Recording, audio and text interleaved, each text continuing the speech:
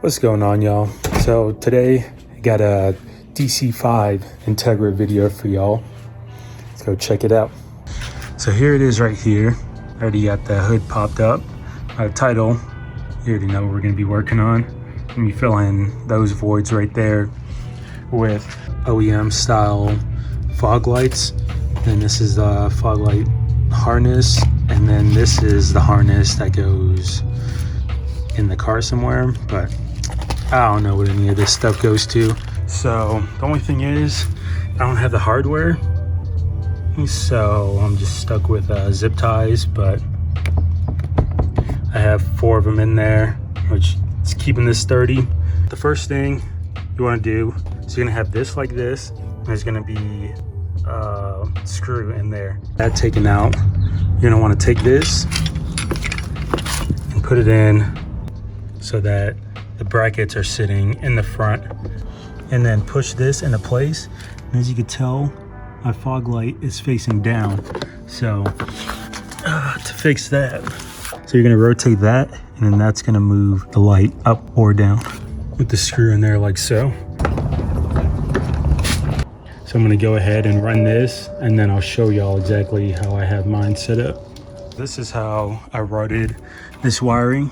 I just went behind the crash bar in there. I don't think you could see that, but it is tucked up behind here, ran this way, and it comes out through here.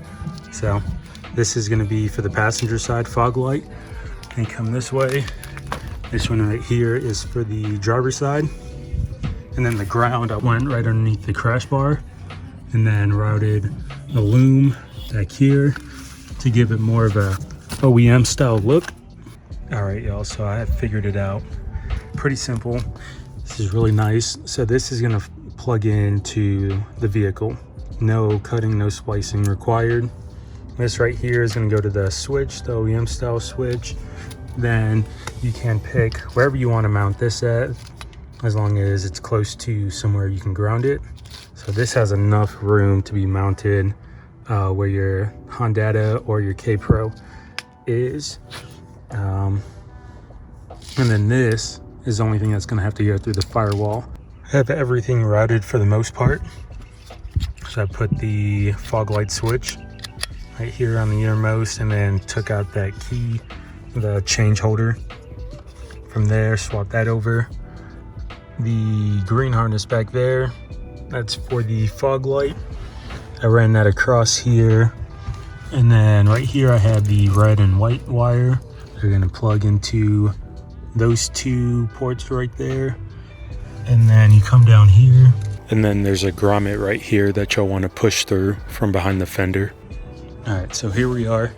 I got the passenger side wired up, ran behind the crash bar, came over here, hooked up the driver's side, and then the wire that comes off of this harness, I have that tucked up and grounded at the crash bar, I believe back there.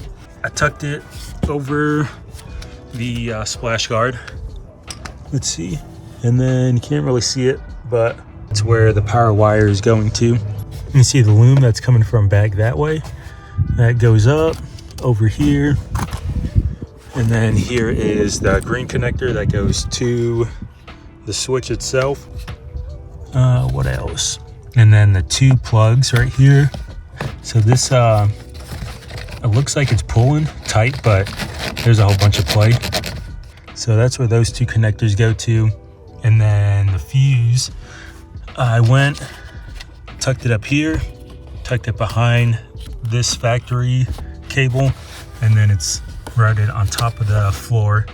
It goes to the passenger side, because you can see over here there's no grounds. There might be one, now that I think about it, behind here, but I'll go ahead and show y'all where I have that grounded at.